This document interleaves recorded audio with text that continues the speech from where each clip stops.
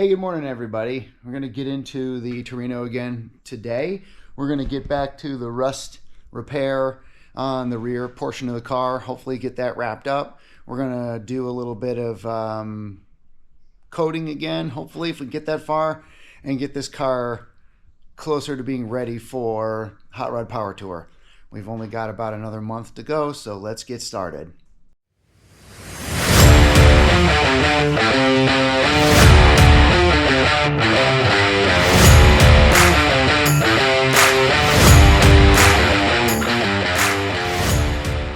So just for a recap, this is where we are today. We got some cleanup welding on this side. The corner, as you can see, is all been repaired. The gutter's back in. The metal's pretty crispy, so welding is pretty tricky. Got to do some things that aren't very favorable. I may try some leading, so there might make a little mini episode on that, hopefully. I love doing leading, so we're going to give that a shot. Maybe on this spot. I don't know, it's just so thin. If I either cut it out or weld it, and I'm torn. So this is the other side. As you can see, we've filled some holes, new corner piece. The copper, what you see there, that is what that is today. What that is the weld through primer. It's copper infused and it works really well. I really like using it. It's expensive though, but so you try not to overdo it or paint things that aren't going to be welded. So I'm learning how to use it sparingly. But yeah, this is going to hopefully close up the trunk. As you can see, there's just, you know, moisture holes that just where water had settled. But for a 52-year-old car, you know, these cars usually have been rotting away long ago and anywhere else in the country. So I can't complain. However, it's just a lot of work, and try to get this done in time for the power tour. So we'll see how it goes. Got lots of this. This all needs to be really. Unfortunately, I can't find a trunk to replace this, and it just needs to be closed up so that when I shut this and it happens to rain on this year's event, you know, our stuff will stay dry. So. Lots of Swiss cheese, you can see. Lots of little areas that just need addressing. It's on both sides. And it's mostly due to this, you know, the moisture just getting in over time. You know, the taillights leaked, the trunk leaked, the seal was just shot, all this in here. It just wasn't. This is this and the floor. And the floor, when you look at these cars, everyone wonders, why do they always rot out in the back? Right behind the back seats. It's because this area here, I mean you look, water doesn't need a lot of motivation to get in a car. So you can see with the light over there, that is an unscheduled air conditioning vent, unscheduled maintenance event that occurred there. And in here, so then the floor pan is really crispy along the edges, but if you were to look under the car, it looks relatively solid. So 2 areas, and that's what I'm hoping to get done so that we can go on this trip and have a good time. Let's do some lead. Sure, because I don't have enough carcinogens in me to give me cancer, but why not? Let's just do it. So let me turn the camera around there, just in case you're wondering. We're gonna do it right here. I think we're gonna give it a shot, and if it doesn't work out, then what the hell? I'll cut the metal out, and we'll just replace it, and I'll have to do a lot of booger welds and a whole bunch of other stuff. So, without further delay, let's get into it.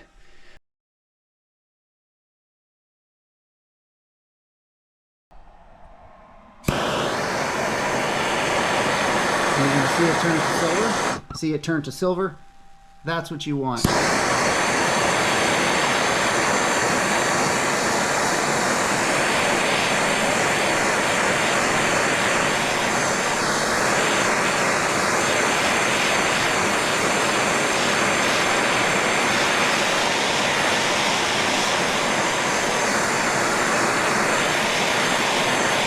And it looks like in some cases where it's really, really rusty, it didn't turn to silver. And where you see a bright silver and not bright silver, that's where the lead is going to stick. And It's good that I'm doing this now. I'm going to apply some more tinning butter to see if it will stick to the areas where you don't see it stick. And if it doesn't stick there, then I'm just not going to do it. And unfortunately, we don't have an episode. Well, this will turn into a, hey, we tried tinning and lead, and then it turned into cutting and welding episode. So let's see. All right, I'm going to try grabbing the tinning brush. And there's a lot of people use copper. I buy these little brushes. I buy these little brushes from China Harbor, and I like them because they're gonna melt and stuff, and they're not because it's the heat, because they're like horsehair style. And there's so much on the lid that I think I'm gonna have enough for this job. But if this doesn't look like this, then this isn't gonna work. The metal is too rotted, which I can't. It's as far as I can grind it without going through. So I've tried to clean it the best I can. But this has to be all silver, or this doesn't work. You could probably make the lead adhere, but it would be about as bad as Bondo. That was Bondoed straight over rust. So let's try that again.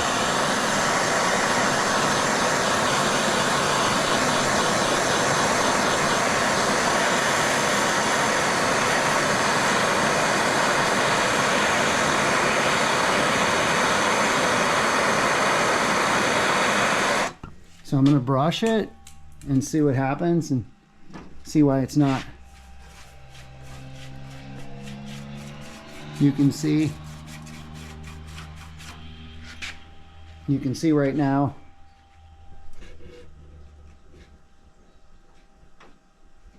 that I'm trying to brush it in, and the heat should turn it silver where I want the filler to actually be. And I don't know, we're gonna keep trying just for a minute. We'll see what happens, but I don't have a good feeling about this. I don't think it's clean enough, and it's down to bare metal. I think I haven't removed all the corrosion and oxidation for it to stick to the true metal, and that's more than likely what's happening. So maybe this might be it.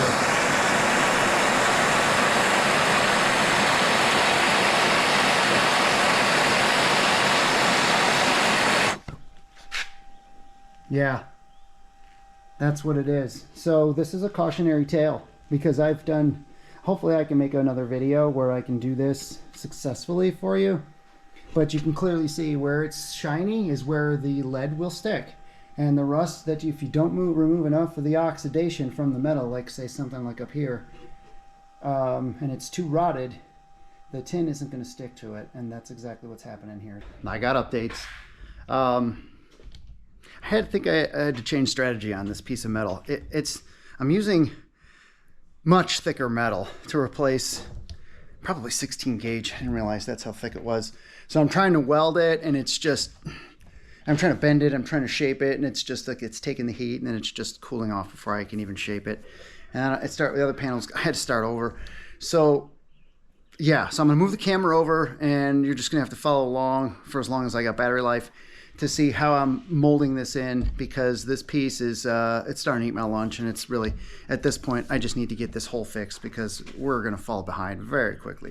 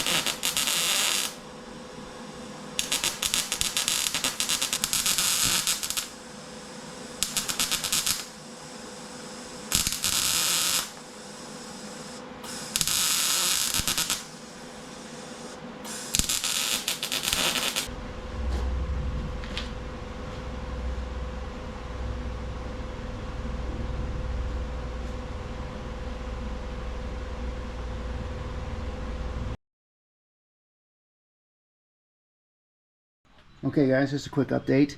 All the holes are patched. Everything in here is patched to at least to the point that I want it to be patched. There's a couple of pinholes here and there that I'm just going to seam seal, because it's if you start, I mean, this isn't a restoration. This is really this is just trying to get this down the road for Power Tour. But I did really want to get in and close up all the giant holes that you know, the water kind of did and left. And you'll see some of the green metal that I used. Just some of the booger welds that, you know, have kind of piled up enough to at least close the hole, and I'll seam seal this whole thing. First I'm going to KBS coat it, and I'll depending on the order of the video, I will show you what that product's all about and all the things that I've used with KBS coatings. I really like the product, and it really, if you're going to preserve something, it's I can't see how you couldn't. I don't think you could use anything else, to be honest with you. So when you get under here, you're going to see the apron patch, plenty of boogie welds there, apron over there, more boogie welds. But it's all closed up, and it's just, you know, I just bought some scrap sheet metal, and you just kind of cut your templates, and what you really want to do is make sure that if you're going to get in here, that you close it off enough that you can grind down some of your nasty welds. More of that green metal. It's really thick. I really got that from Scrapyard. I love it. But that was all rotted out in there. And just cut your patch. You can overlap, you can spot weld, you can plug weld, you can do whatever you need to do. I get a little carried away with wanting to seam weld everything, because it's just better than leaving chances for air to get through. So with that, that's just, I mean, you can go overboard with it. You know, you have to just decide where you're going to draw the line. And for me, I don't know where that line is. But once this is done in here, we're gonna prep this. We're gonna clean it some more. There's still just lots of crumbs and junk in here. We're gonna prep this entire area. Then we're gonna use the KBS clean. And it's going to be lots of water splashing everywhere, and then it'll dry, and then we'll blast it with the KBS blast, which then sort of kind of etches the metal, gets it ready for the KBS, for the seal and the rust seal. And then once it's rust sealed, it'll all be black in here. You'll see all black everywhere, and then I'll seam seal. That's the next step after that. After I'm done seam sealing in here, getting rid of all the pits and holes and filling in where the welds just are sort of a little bit janky, and then I'll top coat it with just a white so that it looks nice and clean, because I want luggage to go in here and not worry about putting a bag in here and then taking it out and just be absolutely filthy. Okay, Hidden City Ironworks campers. I told you guys I was gonna do some lead, and I will do a how-to video, I think, from the way I do it. A how-to video on leading. And the reason why I like leading is, again, it makes a mechanical bond to the metal. It's not, I don't know, it just seems a lot stronger than plastic filler, and I'm not very good at it. But this corner here had some pinholes, and I welded up some of the gaps and things. And I did this, and this is lead, and it's still pretty hot to the touch, and it's rather filthy, and you really want to clean your panel. And I mean, I did the best I could, and it did stick. I did tin it with the tinning butter, and I did use the tallow on my paddles, which you can see here. Most of the stuff I got from where did I get it from? Yeah, from Eastwood. So this was like the Eastwood kit, and I was inspired to do it by somebody that I used to really kind of, not, I don't want to say idolize, because but I really, of all the hot rod people that I knew, I always knew Gene Winfield for some reason. He was the guy. So he did a video, and I watched it a few years back, and he's always been my guy. So if you watch his video, you'll understand how to do it accurately. But if you want to see the real world application when you're not a pro, I'll do a video here soon. So this is what it looks like, and it's rather, you know, kind of burnt and stuff, but it is absolutely leaded, and it's on the front side of where This driver's side rotted out, and I'm not sure how much you can see in there, but I've done the best I could at repairing that gap and that panel, and I'm going to seam seal the living snot out of this guy once I'm done. This back here where I was shooting some progress, it's really turned into way more a restoration than it needed to be, but if I really want this car dry on the inside, then this stuff was all necessary. It was just necessary. There's no way around it. Could you easily just jump in this car, get it running, put a fuel, do all the things that all of our favorite TV guys do? Yeah, of course you could. You could easily. You could very easily do that. Matter of fact, it's probably just as fun. But I'm planning on putting some suitcases in here and some kids. So when you're dealing with that, this is becoming way more of a project on the back of the car. I was really thinking that I'd have the floors done by now, and I'm very quickly running out of time for Hot Rod Power Tour. So that was kind of like the last. I'm going to shape that up. I'm going to, as best I can, I'm going to actually, kind of blend it in so that you don't notice. I don't really do any paint work on this car. I really don't. So I just want it to be a fun, cool, survivor muscle car. So yeah, so that's where I am now with the updates. For the sake of time, some of this stuff that I'm working on, because I'm starting to get crunched on time, I may just give you periodic updates and try to stitch it all together in one video and figure out how to make it entertaining, at least, or interesting for you guys to follow if you're interested in seeing this. But for now, this is where we are. This is it. So thanks for hanging in here with me, and I'll bring you guys another update here as soon as I get some more progress made.